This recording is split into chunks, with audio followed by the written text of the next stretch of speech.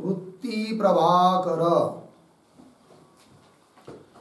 प्रभाकर ग्रंथ में page number 104 और 104 पेज के ऊपर से 6 नंबर की पंक्ति अर्थात 2 नंबर का शीर्षक आरंभ हो रहा है आज।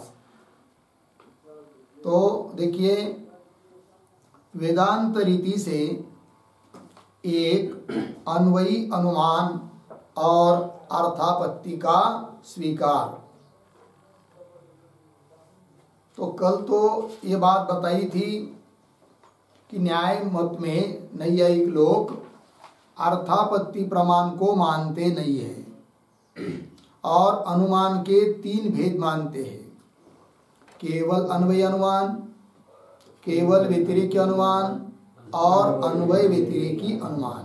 इस प्रकार से 3 अनुमान का स्वीकार करते हैं और अर्थापत्ति प्रमाण का अंतर्भाव केवल व्यतिरेकी में कर लेते हैं।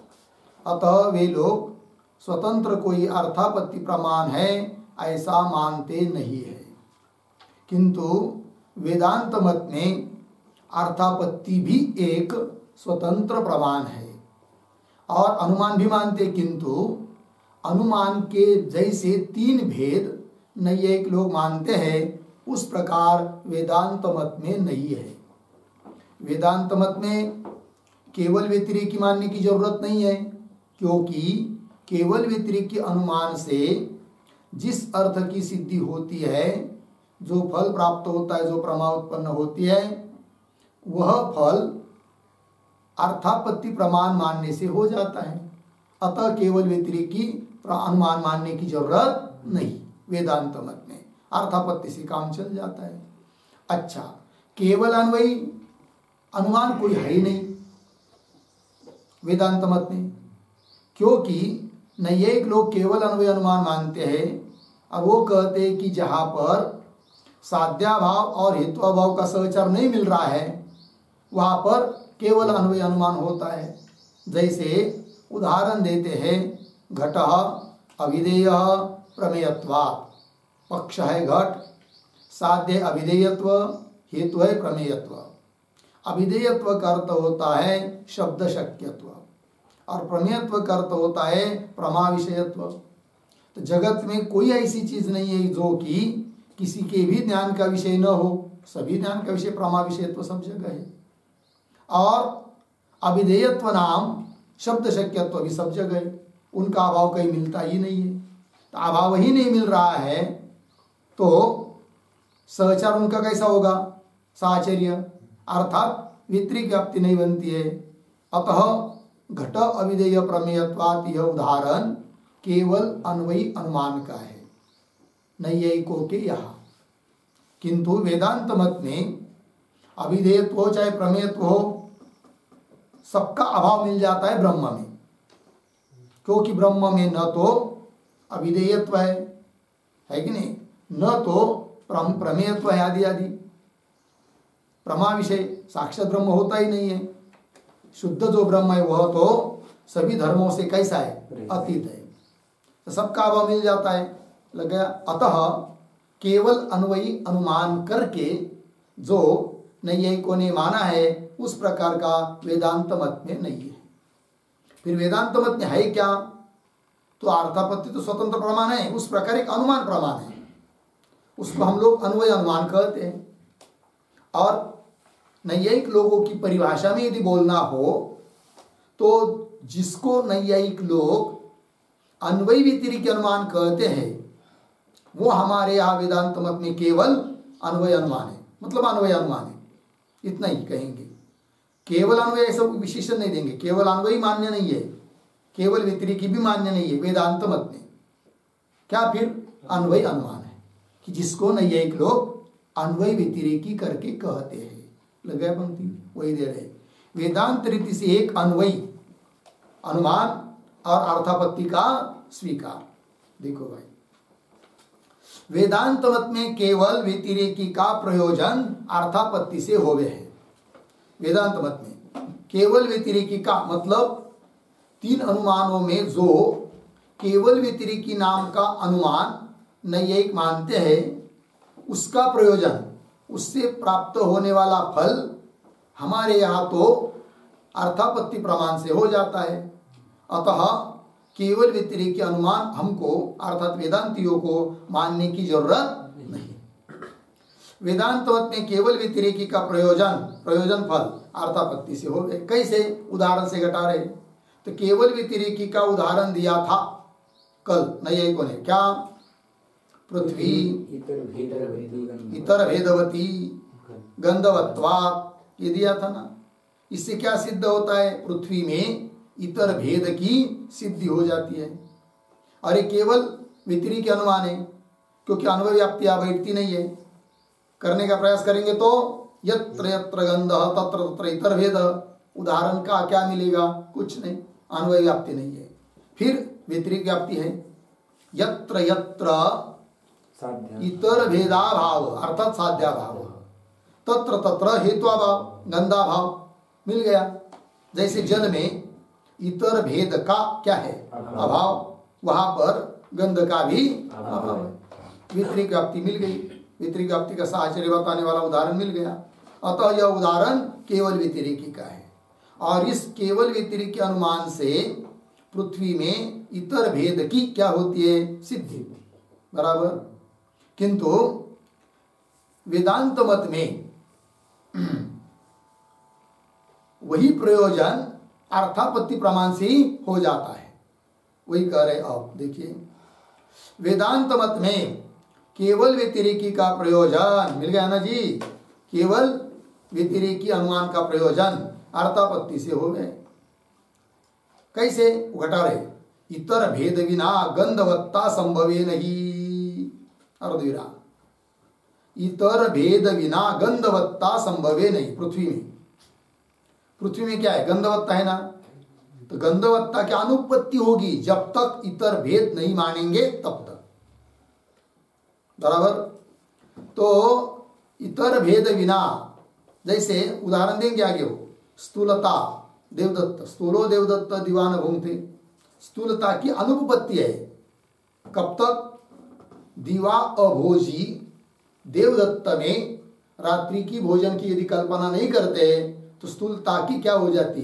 अनुपपत्ति, संगति नहीं लगती है।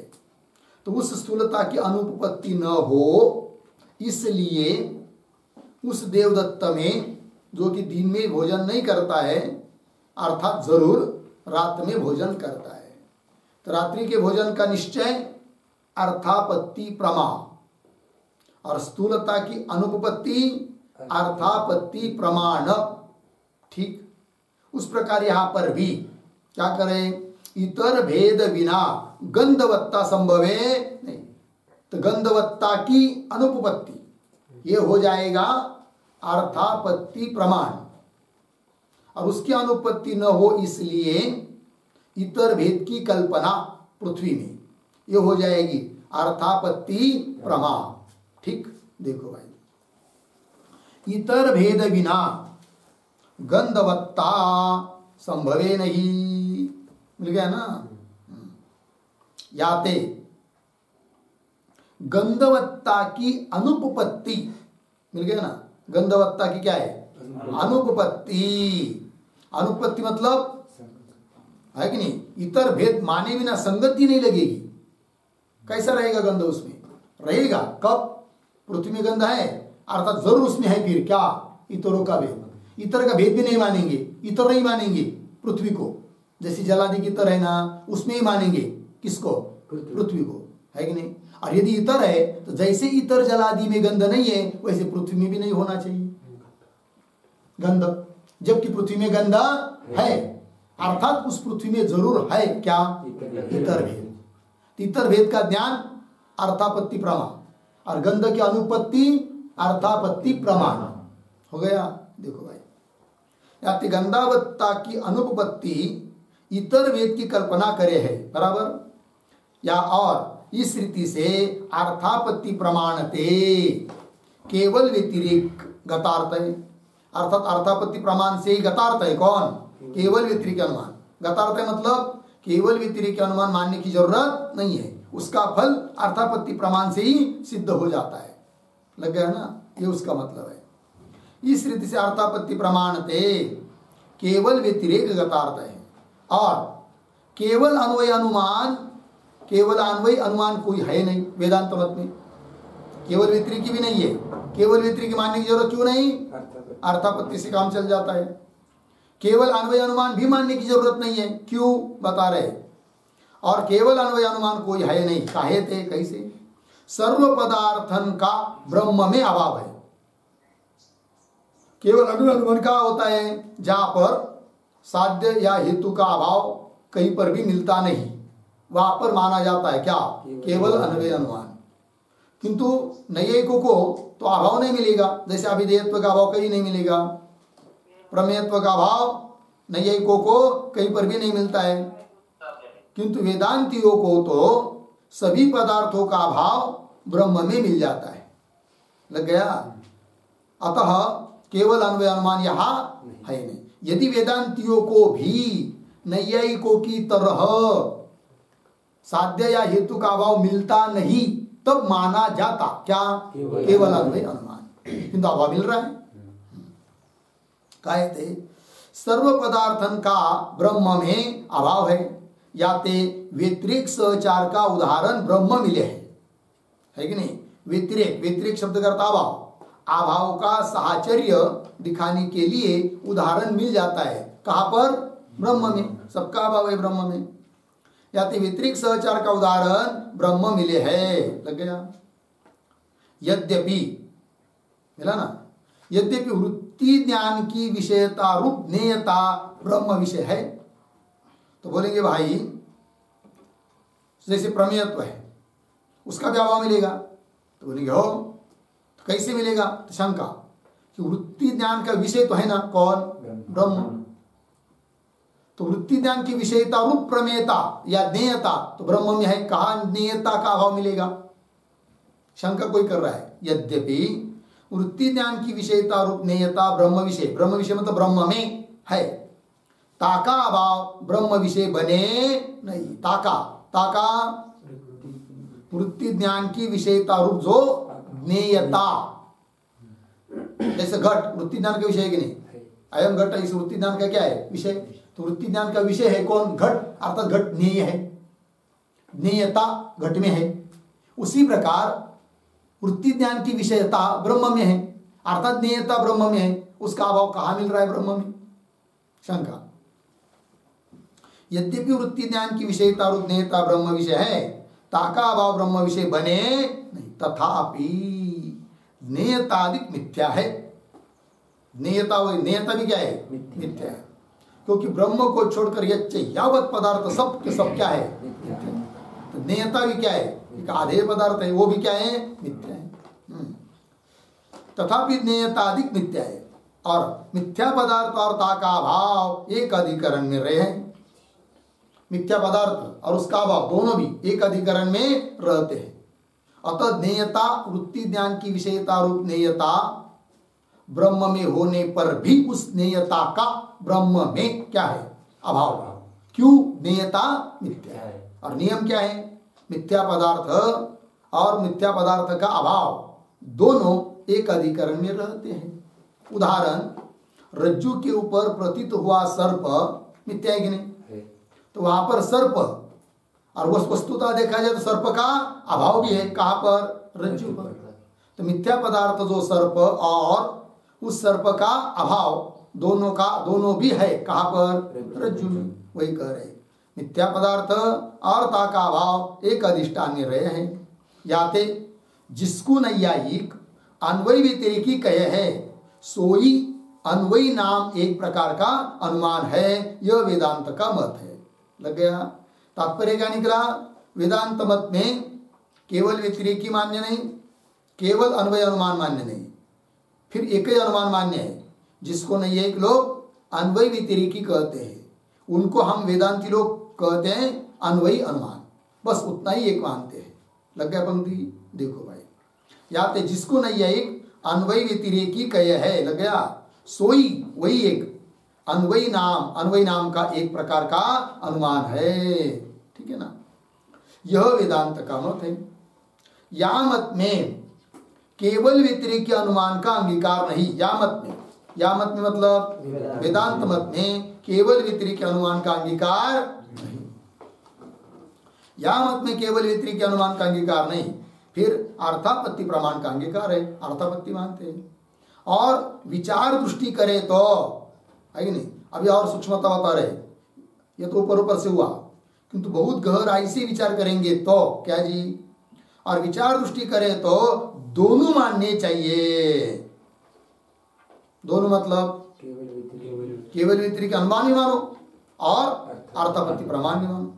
तो बोलेंगे क्या जरूरत है मानने की? जरूरत न होने पर भी मान सकते। कैसे? स्वतः बता रहे। और विचार दृष्टि करे तो दोनों मानने चाहिए। काहे थे? जहाँ एक पदार्थ के ज्ञान के अनुव्यवसाय भिन्न होवे, तात इस पदार्थ के ज्ञानों के प्रमाण भिन्न होवे। यह नियम क्या जी? पंक्ति की पुनः, एक पदार्थ के ज्ञान की, पदार्थ एक है बराबर, और उस पदार्थ का जो ज्ञान बराबर, और उस ज्ञान का जो ज्ञान, उसको कहते हैं अनुव्यवसाय। उसको क्या कहते हैं? अनुव्यवसाय, है ना।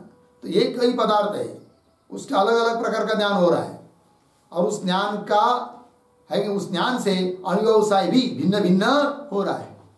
तो अनुव्यवसाय को उत्पन्न करने वाला जो ज्ञान है कि नहीं, अनुव्यवसाय उत्पन्न होता है जिससे, ऐसा जो व्यवसायत्मक ज्ञान बराबर कि नहीं, वो जनक है अनुव्यवसाय का, है कि नहीं। और अनुव्यवसाय का जनक जो व्यवसाय ज्ञान बराबर, वह भिन्न भिन्न प्रमाण से उत्पन्न हुआ रहेगा, तभी अलग अलग अनुव्यवसाय होता है। पंक्ति देखिए, जहां एक पदार्थ के ज्ञान के अनुव्यवसाय भिन्न होवे, अनुव्यवसाय कितने हैं? भिन्न। तहा तीस पदार्थ के ज्ञानों के प्रमाण भिन्न होवे। तहा ऐसी स्थिति में उस पदार्थ के ज्ञान के प्रमाण क्या होते हैं? भिन्न होवे। तो बोलेंगे कैसे, जरा स्पष्ट नहीं हुआ, तो उदाहरण देकर समझाएंगे। ज्ञानों के प्रमाण भिन्न होवे। व्यवसाय ज्ञान का जनक जो प्रमाण, ताके भेद बिना अनुव्यवसाय का भेद होवे नहीं। ये भी एक नियम है। व्यवसाय ज्ञान का जनक कौन? प्रमाण। व्यवसाय ज्ञान, अनुव्यवसाय ज्ञान। और पदार्थ, जैसे घट है, घट पदार्थ है, उसका एक ज्ञान उत्पन्न होता है चक्षुरादि इंद्रियों से, अयम घट, ये ज्ञान उत्पन्न हुआ। इस ज्ञान को कहते व्यवसाय ज्ञान बराबर। और इस व्यवसाय ज्ञान से और एक ज्ञान उत्पन्न होता है उसके बाद में, घट ज्ञानवान अहम, घट और उसका ज्ञान अयम घट, ये ज्ञान हुआ। और अयम घट ये ज्ञान होने के बाद फिर और एक ज्ञान उत्पन्न होता है, घट ज्ञान वाला मैं हूं, ये हुआ अनुव्यवसाय ज्ञान। तो अनुव्यवसाय ज्ञान का जनक कौन? व्यवसाय ज्ञान बराबर है कि नहीं। व्यवसाय ज्ञान से उत्पन्न होता है कौन? अनुव्यवसाय ज्ञान। अब लगे पंक्ति, अब देखिए पुनः, व्यवसाय ज्ञान का जनक, और व्यवसाय ज्ञान किससे उत्पन्न होता है? प्रमाण से, ये भी भूलना नहीं, ध्यान दीजिए पुनः। अनुव्यवसाय ज्ञान का जनक व्यवसाय ज्ञान, और व्यवसाय ज्ञान का जनक प्रमाण बराबर। प्रमाण से व्यवसाय ज्ञान उत्पन्न होता है, और व्यवसाय ज्ञान से अनुव्यवसाय ज्ञान उत्पन्न होता है। लग गया? तो अनुव्यवसाय ज्ञान का जनक कौन? व्यवसाय ज्ञान बराबर है कि नहीं।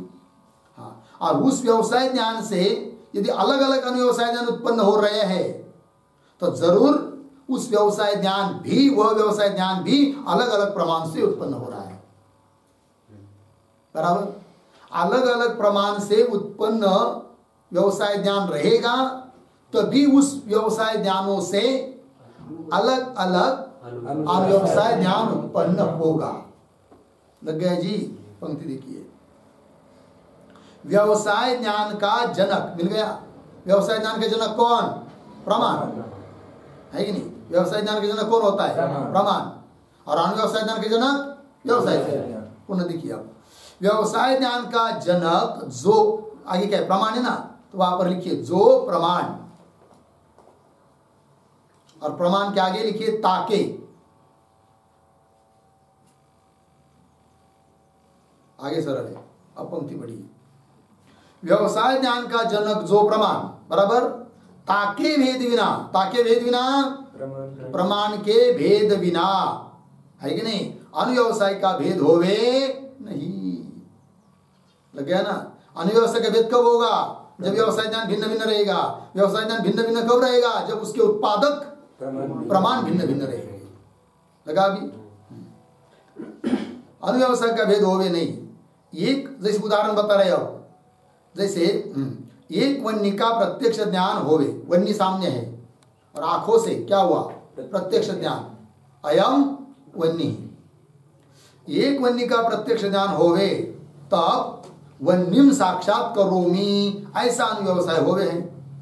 वन्य उसको उस वन्य का ज्ञान उत्पन्न करने वाला, व्यवसाय ज्ञान को उत्पन्न करने वाला प्रमाण प्रत्यक्ष प्रमाण, और ज्ञान उत्पन्न हुआ अयम वन्य। तो अयम वन्य यह व्यवसाय ज्ञान हुआ, और उस व्यवसाय ज्ञान किससे उत्पन्न हुआ है? प्रत्यक्ष प्रमाण से, चक्षुरादि प्रत्यक्ष प्रमाण से व्यवसाय ज्ञान उत्पन्न हुआ। कौन सा? अयम वन्य। उसके बाद अनुव्यवसाय ज्ञान उत्पन्न होता है क्या? वन्यम साक्षात करोमि। क्यों? और अच्छे शब्द में बताना हो तो वन्य ज्ञानवान अहम। वन्य का जो ज्ञान है उस ज्ञान वाला मैं हूं। लगा पंक्ति? अब देखिए, एक वन्य का प्रत्यक्ष ज्ञान होवे तब वन्यम साक्षात करोमि। लग गया ना? ऐसा अनुव्यवसाय होवे। और अब एक बात ये हो गई। अब दूसरी, अनुमान जन्य ज्ञान होवे तब, समझ लीजिए अब वन्य का ज्ञान हुआ, व्यवसाय ज्ञान, किंतु प्रत्यक्ष से नहीं, अनुमान से। पर्वत पर वन्य है और ज्ञान हुआ पर्वत वन्यमान धूमात, ऐसा अनुमान किया, और अनुमान के बाद ज्ञान उत्पन्न हुआ पर्वत वन्यमान, पर्वत वन्य वाला है। वन्य का ही ज्ञान है, व्यवसाय ज्ञान है, किंतु किस प्रमाण से उत्पन्न हुआ है? अनुमान प्रमाण से उत्पन्न हुआ है। बराबर? तो अनुमान प्रमाण से उत्पन्न हुआ है उसी वन्य का ज्ञान, और उससे उत्पन्न होता है फिर अनुव्यवसाय, वो अलग होता है।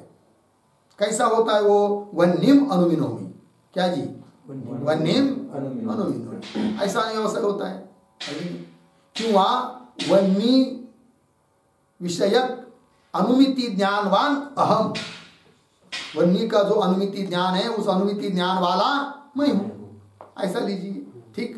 तो अनुव्यवसाय ज्ञान में अलग अलग पन आ रहा है ना? क्यों?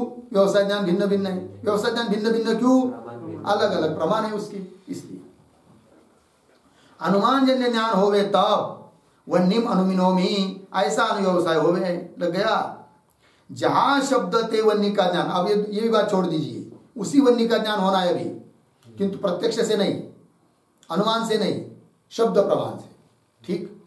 तब क्या होगा? जहां शब्द किसी ने बता दिया या वन्य है, फिर सुनने वाले को ज्ञान हो गया कि या वन्य है करके, शब्द प्रमाण से ज्ञान हो गया। ठीक? जहां शब्द ते वन्य का ज्ञान होवे, लग गया? शब्द प्रमाण से ज्ञान होता है किसका? वन्य का। जहां शब्द ते वन्य का ज्ञान होवे तहा वन्यम शाब्दयामि, ऐसा अनुव्यवसाय होवे। तो देखो भाई, अनुव्यवसाय में अंतर होते जा रहा है। पहला अनुव्यवसाय हुआ वन्यम साक्षात करोमि, दूसरा वन्यम अनुमिनोमि, तीसरा वन्यम शाब्दयामि। बराबर? ऐसा अनुव्यवसाय हो गया है। हो गया ना इतना? अब यहां पर भी अनुव्यवसाय अलग हुआ, क्योंकि अनुव्यवसाय का जनक व्यवसाय ज्ञान अलग है, और व्यवसाय ज्ञान अलग क्यों है? उसका जनक शब्द प्रमाण है। लग गया ना? हाँ, तीन प्रमाणों से उत्पन्न हुआ व्यवसाय ज्ञान तीन प्रकार का है, और उससे उत्पन्न होने वाला अनुव्यवसाय ज्ञान भी तीन प्रकार का हुआ। ठीक? आगे चलिए। और जहां सूर्य में वन्य के सादृश्य ज्ञान रूप उपमान प्रमाण थे, सूर्य में दिखाई दिया वन्य का सादृश्य। बराबर? तो वन्य में, सूर्य में जो वन्य का सादृश्य, वो हुआ उपमान प्रमाण। फिर उसके बाद वन्य में सूर्य के सादृश्य ज्ञान, ये हो गई उपमिति प्रमाण। लग गया? देखो भाई, जहां सूर्य में वन्नी के सादृश्य ज्ञान रूप, लग गया ना, वन्नी सूर्य में वन्नी के सादृश्य ज्ञान रूप उपमान प्रमाण थे, उपमान प्रमाण है, उससे सूर्य सदृश वन्नी का ज्ञान होवे। वन्नी कैसा है? सूर्य के सदृश है। तो सूर्य सदृश वन्नी का ज्ञान होवे तहा सूर्येन वन्निम उपमिनोमि। सूर्येन अर्थात सूर्य रूप उपमान के द्वारा मैं वन्नी की उपमित, वन्नी का उपमित ज्ञान वाला मैं हूं, यह अर्थ हुआ। तो सूर्येन वन्निम उपमिनोमि, ऐसा अनुव्यवसाय होवे, लग गया। तो कितने अनुव्यवसाय हुए? चार। पहला वन्निम साक्षात करोमि, दूसरा वन्निम अनुमिनोमि, तीसरा वन्निम शाब्दयामि, और चौथा सूर्येन वन्निम उपमिनोमि। ठीक, ऐसा अनुव्यवसाय होवे। आगे चलिए। ज्ञान के ज्ञान को अनुव्यवसाय कहे। अनुव्यवसाय किसको होते? ज्ञान का ज्ञान, ज्ञान के ज्ञान को अनुव्यवसाय कहे। अनुव्यवसाय का विषय जो ज्ञान, जैसे अयम घट, इस ज्ञान का विषय कौन है? घट। घट को विषय करने वाला ज्ञान अयम घट, किंतु अयम घट इस ज्ञान को विषय करने वाला जो ज्ञान, उसको कहते हैं क्या? अनुव्यवसाय ज्ञान। घट ज्ञानवान अहम, यह अनुव्यवसाय ज्ञान है। और व्यवसाय ज्ञान का विषय तो केवल विषय होता है, घटपट आदि, किंतु अनुव्यवसाय ज्ञान का विषय दो, व्यवसाय ज्ञान भी और घटादि विषय भी। अनुव्यवसाय ज्ञान के विषय कौन होते? दो। कौन? व्यवसाय ज्ञान भी और घटादि भी। ठीक, चलिए। अनुव्यवसाय का विषय जो ज्ञान होवे सो व्यवसाय कहिए। दो प्रकार का ज्ञान, व्यवसाय ज्ञान, अनुव्यवसाय ज्ञान। अनुव्यवसाय ज्ञान का विषयभूत जो ज्ञान, उसको कहेंगे क्या है? व्यवसाय ज्ञान। बराबर। क्यों? किसी भी पदार्थ का प्रमाण से उत्पन्न हुआ जो ज्ञान, उसको कहेंगे व्यवसाय ज्ञान, और उस व्यवसाय ज्ञान से जो ज्ञान उत्पन्न होता है उसको कहेंगे अनुव्यवसाय ज्ञान। उसको ही कहेंगे ज्ञान का ज्ञान। लग गया? अनुव्यवसाय का विषय जो ज्ञान होवे सो व्यवसाय कहिए। इस रीति से, लग गया पंक्ति, इस रीति से व्यवसाय ज्ञान का जनक प्रमाण के भेद ते अनुव्यवसाय का भेद होवे है। मिला पंक्ति? क्या? व्यवसाय ज्ञान का जनक कौन? प्रमाण। और प्रमाण भिन्न भिन्न होने के कारण अनुव्यवसाय ज्ञान भिन्न भिन्न होता है। ठीक, इस रीति से व्यवसाय ज्ञान का जनक प्रमाण के, जनक जो प्रमाण, उस प्रमाण के भेद थे अनुव्यवसाय का भेद होवे। लग गया? कदाचित गंधेन इतर भेदम पृथ्व्याम अनुमिनोमि, ऐसा अनुव्यवसाय होवे है पृथ्वी पर।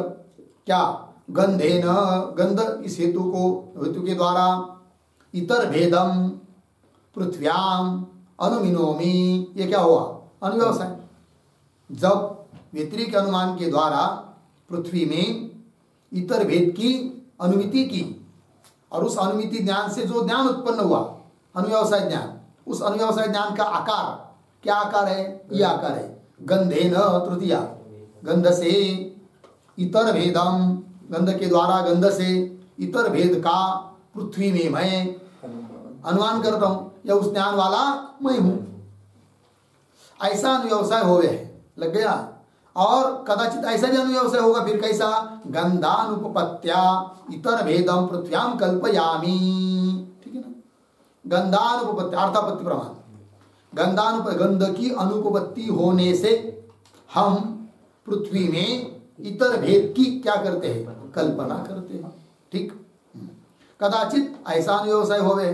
तो दो अनुव्यवसाय हुए कि नहीं? पहला गंधे ने इतर भेदम पृथ्व्याम अनुमिनोमि, दूसरा गंधानुपपत्त्या इतर भेदम पृथ्व्याम कल्पयामि। चलिए आगे। जहां अनुव्यवसाय का विषय व्यवसाय, मिला? अर्धविराम दीजिए व्यवसाय के बाद। देखिए, जहां अनुव्यवसाय का विषय कौन? व्यवसाय। अनुव्यवसाय का विषय कौन होता है? व्यवसाय। और वो व्यवसाय अनुमान प्रमाणजन्य है। अनुमान प्रमाण से क्या हुआ है? उत्पन्न हुआ है। अनुमान प्रमाणजन्य है। तहा प्रथम अनुव्यवसाय होवे, उस समय पहला अनुव्यवसाय, पहला मतलब कौन सा? गंधेन इतर भेदम पृथ्व्याम अनुमिनोमि, ऐसा। तो आप प्रथम अनुव्यवसाय हो गए, लग गए इतना। और आगे, जहां अनुव्यवसाय का विषय व्यवसाय, अर्धविराम, जहां पर अनुव्यवसाय ज्ञान का विषय जो व्यवसाय, वो व्यवसाय अर्थापत्ति प्रमाणजन्य है। व्यवसाय ज्ञान उत्पन्न हुआ है किससे? अर्थापत्ति प्रमाण से। अर्थापत्ति प्रमाणजन्य है, तहा ऐसी स्थिति में द्वितीय अनुव्यवसाय हो गए। दूसरा मतलब गंधानुपत्या इतर भेदम पृथ्व्याम कल्पयामि, ऐसा द्वितीय अनुव्यवसाय हो गए, लग गया। इस रीति से अनुव्यवसाय के भेदते मिला, अनुव्यवसाय के भेदते। आगे क्या है? व्यवसाय के है ना, किंतु दोनों के बीच में थोड़ा सा लिखते 2-3 शब्द। भेदते इसके आगे, व्यवसाय के भेद सिद्ध होवे है। व्यवसाय के भेद, व्यवसाय के भेद सिद्ध होवे है। और बस हो गया, आगे सरल है ना। अब देखिए पंक्ति, इस रीति से अनुव्यवसाय के भेदते बराबर व्यवसाय के भेद सिद्ध हुए। अनुव्यवसाय भिन्न भिन्न हो रहा है ना, कार्य भिन्न भिन्न हो रहा है ना, जरूर उसका कारण व्यवसाय भिन्न भिन्न है, लग गया। व्यवसाय के भेद सिद्ध हो गए। और व्यवसाय के भेदते, व्यवसाय ज्ञान के जनक अनुमान अर्थापत्ति दोनों है कि नहीं? व्यवसाय का भेद हो रहा है ना, व्यवसाय भिन्न भिन्न है, तो जरूर उस व्यवसाय ज्ञान के जनक प्रमाण भी भिन्न भिन्न है, लग गया कि नहीं? हाँ, व्यवसाय के भेदते, व्यवसाय ज्ञान के जनक अनुमान अर्थापत्ति दोनों है। जहां अनुमान से व्यवसाय ज्ञान उत्पन्न होकर अनुव्यवसाय उत्पन्न हुआ, वहां पर अनुव्यवसाय ज्ञान का आकार गंधेन इतर भेदम पृथ्व्याम अनुमिनोमि, ऐसा अनुव्यवसाय होता है, बराबर।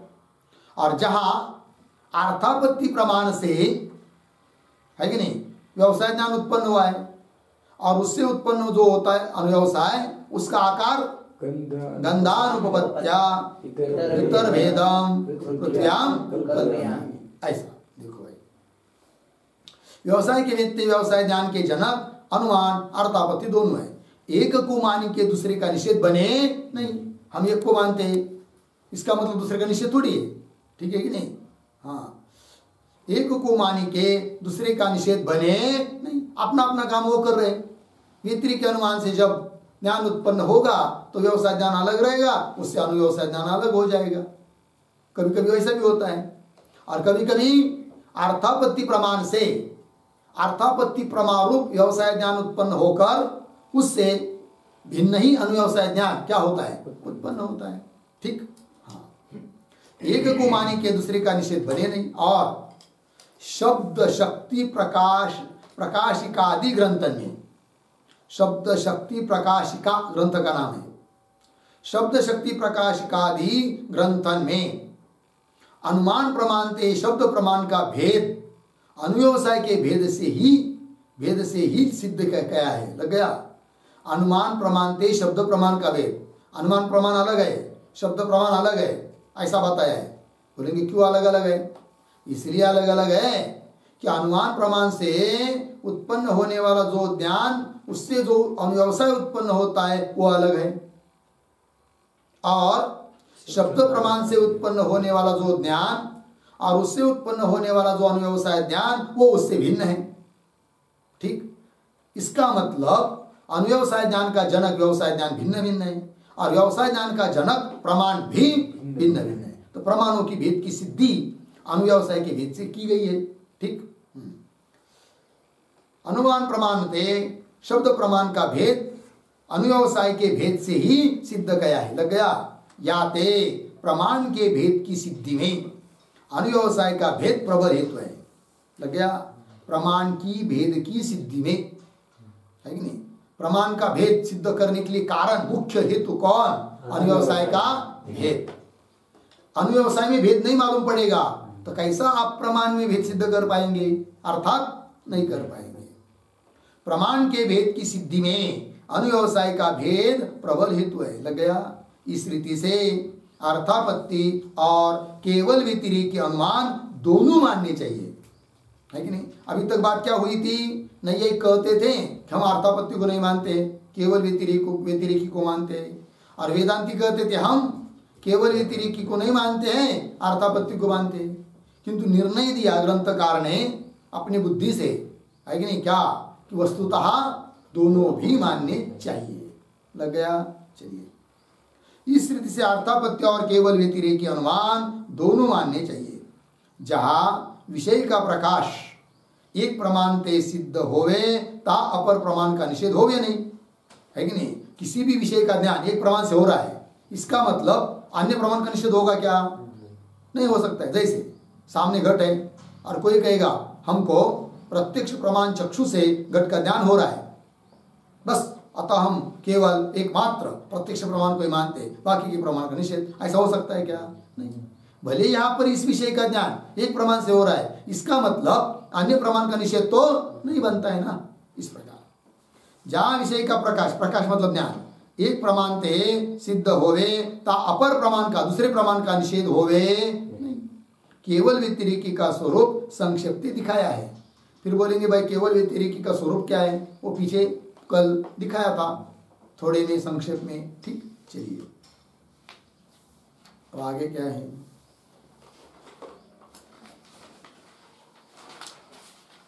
लंबा है भाई।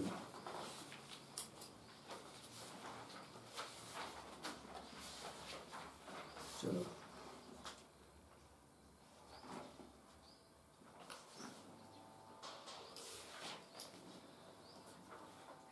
अर्थापत्ति प्रमाण और प्रमा का स्वरूप भेद अरूप उदाहरण, यही है ना। अब इस तृतीय शीर्षक में अर्थापत्ति प्रमाण का स्वरूप क्या है और अर्थापत्ति प्रमा का स्वरूप क्या है, और दोनों में कैसा भेद है और उनके उदाहरण क्या है, इन सभी बातों का विचार इस शीर्षक में करना है। ठीक, थोड़ा सा ले लेते हैं। अर्थापत्ति का यह स्वरूप है क्या, जैसे प्रमाण और प्रमा का बोधक प्रत्यक्ष शब्द है। 6 प्रमाण है कि नहीं? 6 प्रमाणों में पहला प्रमाण प्रत्यक्ष, और प्रत्यक्ष प्रमाण से उत्पन्न होने वाली प्रमा, उसका नाम भी प्रत्यक्ष। दोनों जगह समान शब्द है, प्रत्यक्ष प्रत्यक्ष। प्रमाण भी प्रत्यक्ष, प्रमा भी प्रत्यक्ष। उसी प्रकार अर्थापत्ति प्रमाण और उससे उत्पन्न होने वाली प्रमा, दोनों का नाम समान है, अर्थापत्ति प्रमाण, अर्थापत्ति प्रमाण। बाकी क्या ऐसा नहीं है। बाकी क्या, अनुमान प्रमाण, अनुमिति प्रमाण, शब्द प्रमाण, शाब्दी प्रमाण, उपमान प्रमाण, उपमिति प्रमाण, अनुपलब्धि प्रमाण, अभाव प्रमाण। लग गया। देखो भाई, जैसे प्रमाण और प्रमा का बोधक प्रत्यक्ष शब्द है, तैसे अर्थापत्ति शब्द भी, मिल गया ना। अर्थापत्ति शब्द भी प्रमाण और प्रमा दोनों का बोधक है। प्रमाण का बोधक भी अर्थापत्ति शब्द है और प्रमा का बोधक भी अर्थापत्ति शब्द है। देखिए, उपपादक कल्पना का हेतु उपपाद्य ज्ञान, ज्ञान को अर्थापत्ति प्रमाण कहे हैं। अर्थापत्ति प्रमाण का लक्षण उपपादक कल्पना मतलब अर्थापत्ति प्रमा, बराबर। एक उपपाद्य होता है, एक उपपादक होता है, बराबर। जैसे रात्रि का भोजन उपपादक और स्थूलता उपपाद्य, बराबर है, उपपाद्य। देखिए, उपपादक कल्पना का हेतु उपपाद्य ज्ञान को अर्थापत्ति प्रमाण कहे, बराबर है ना। और उपपादक ज्ञान को अर्थापत्ति प्रमा कहे। उपपादक का जो ज्ञान, जैसे उदाहरण में रात्रि के भोजन का निश्चय, ये हुआ क्या, अर्थापत्ति प्रमाण, उपपादक ज्ञान। उपपादक ज्ञान को अर्थापत्ति प्रमा कहे। उपपादक, इसके लिए पर्यायवाची शब्द दे रहे, उपपादक, संपादक पर्याय शब्द है, ठीक। और उपपाद्य, संपाद्य ये दोनों क्या है? पर्याय शब्द है। याते विचार सागर में संपादक ज्ञान को अर्थापत्ति प्रमा कहा है, ठीक है ना। अर्थापत्ति शब्द के आगे प्रमा शब्द लिखिए। याते इसलिए विचार सागर में संपादक ज्ञान को, संपादक ज्ञान मतलब उपपादक ज्ञान, क्योंकि उपपादक और संपादक दोनों शब्द कैसे है? पर्यायवाची है कि नहीं। इसलिए उपपादक ज्ञान को अर्थापत्ति प्रमा बोलो या संपादक ज्ञान को अर्थापत्ति प्रमा बोलो, दोनों का अर्थ एक ही।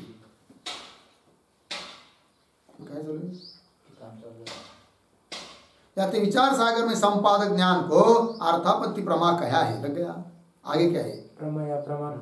हाँ, प्रमा या प्रमाण क्या? अर्थापत्ति प्रमा कहा है, प्रमाण कहा है। हाँ, प्रमाण कहा है या प्रमा कहा है? प्रमा, अर्थापत्ति प्रमा, प्रमाण नहीं। पंक्ति की पुनः याति विचार सागर में संपादक ज्ञान को, संपादक ज्ञान को कहा ना, उपादक ज्ञान को ही संपादक ज्ञान कहते। उपपाद्य ज्ञान को ऐसे थोड़ी बोला है कि नहीं। याति विचार सागर में संपादक ज्ञान को अर्थापत्ति प्रमा कया है। आगे तैसे है ना, तैसे की जगह चाहिए तासे, तासे विरोध नहीं। अर्थात विचार सागर और इस ग्रंथ का कोई विरोध नहीं है। नहीं तो कोई कहेगा अरे भाई या तो आपने कह दिया उपादक ज्ञान को अर्थापत्ति प्रमा और वहां तो कहा है संपादक ज्ञान का अर्थापत्ति प्रमा, तो विरोध हुआ। तो विरोध नहीं, तासे विरोध नहीं। लग गया? आगे चलिए। जिस बिना जो संभव है नहीं इसका सो उपाद्य कहिए है। नियम जिस बिना जो संभवे नहीं इसका सो उपपाद्य कहिए है। लग गया? चलिए बोलेंगे उपपाद्य कौन होता है, उपपादक कौन होता है, इसका जरा स्पष्टीकरण करो, है कि नहीं। तो स्पष्टीकरण कर रहे उपपाद्य कौन होता है और उपपादक कौन होता है। तो व्याख्या बनाई जा रही है। जिस बिना जो संभवे नहीं, बराबर, संभवे नहीं तिसका सो उपपाद्य कही है।